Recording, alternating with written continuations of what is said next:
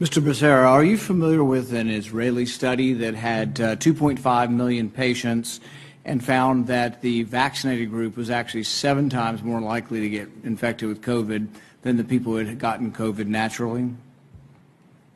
Senator, I'd have to get back to you on that one. I'm not familiar with this. Well, you think you might want to be if you're going to travel the country insulting the millions of Americans, including NBA star Jonathan Isaac, who have had COVID, recovered, look at a study with 2.5 million people and say, well, you know what, it looks like my immunity is as good as a vaccine or not, and in a free country, maybe I ought to be able to make that decision. Instead, you've chosen to travel the country calling people like Jonathan Isaac and others, myself included, flat earthers.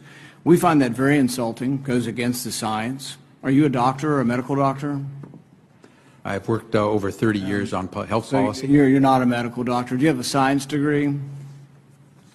And yet you travel the country calling people flat earthers who have had COVID, looked at studies of millions of people, and made their own personal decision that their immunity they naturally acquired is sufficient.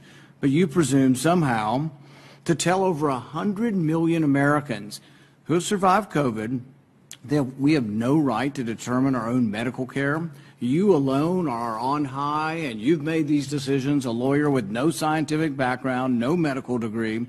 This is an arrogance coupled with an authoritarianism that is unseemly and un-American. You, sir, are the one ignoring the science. The vast preponderance of scientific studies, dozens and dozens, show robust, long-lasting immunity after COVID infection.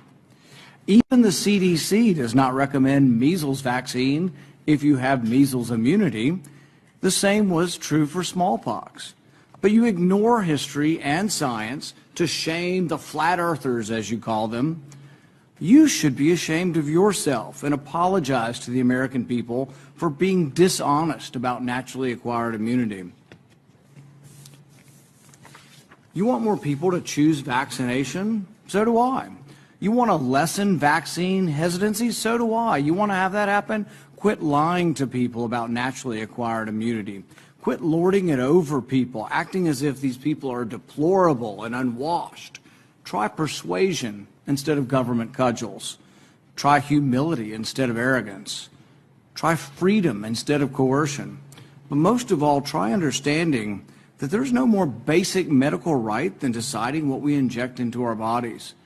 Today, after hearing that millions of people in a study show without a doubt that there's a great deal of immunity from getting it naturally, do you want to apologize to the 100 million Americans who suffered through COVID, survived, have immunity, and yet you want to hold them down and vaccinate them? Do you want to apologize for calling those people flat earthers? Senator, I appreciate your question and appreciate that everyone has their opinion. We follow the facts and the science at HHS. We use the expertise of the medical professionals, the scientists at HHS to make decisions. It's a team effort, and we rely on what is on the ground showing us results. Except for the dozens and dozens of studies. In fact, most, if not all of the studies show robust immunity from getting the disease naturally. The CDC says if you've had measles and have immunity, you don't have to be vaccinated. The same was true of smallpox. You're selectively doing this because you want us to submit to your will.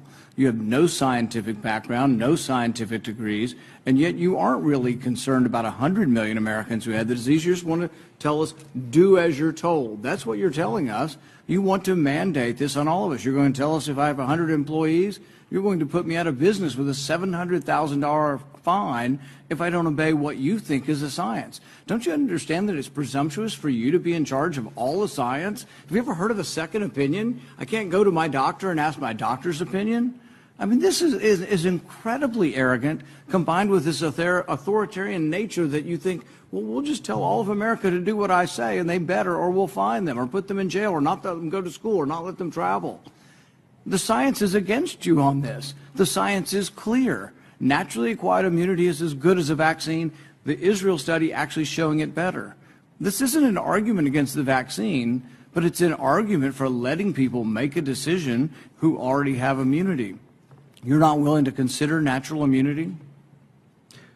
Senator, our team has reviewed every study that's out there on COVID, whether it's from Israel, from the U.S., or wherever else.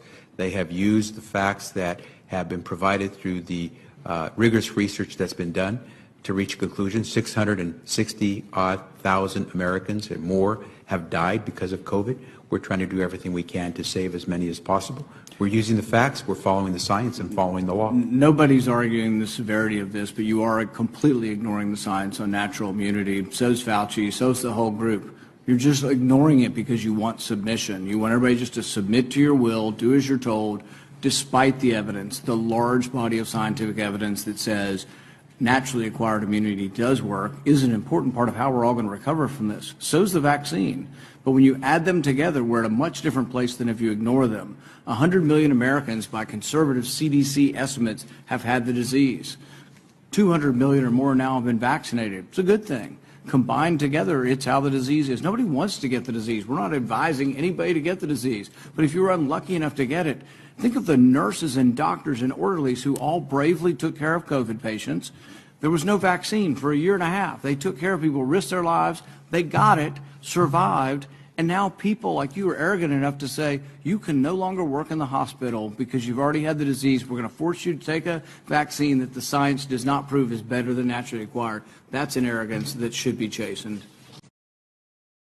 Seems Facebook's independent fact checker may not be so independent after all. A US congressman has questioned the impartiality of factcheck.org, which is supposed to tackle vaccine disinformation. Who pays the paychecks of the fact checkers? The vaccine fact checkers at factcheck.org, who claim to be independent, are funded by an organization that holds over $1.8 billion of stocks in a vaccine company and is run by a former director of the Centers for Disease Control. The foundation's CEO is Richard Besser, who was a former acting director of the Centre for Disease Control. The Robert Wood Johnson Foundation's one of the benefactors and holds billions in Johnson & Johnson stock. But author and liberal studies expert Michael Rechtenwald believes such connections pose risks to the public. We've lost all confidence in the social media and our mainstream media entirely.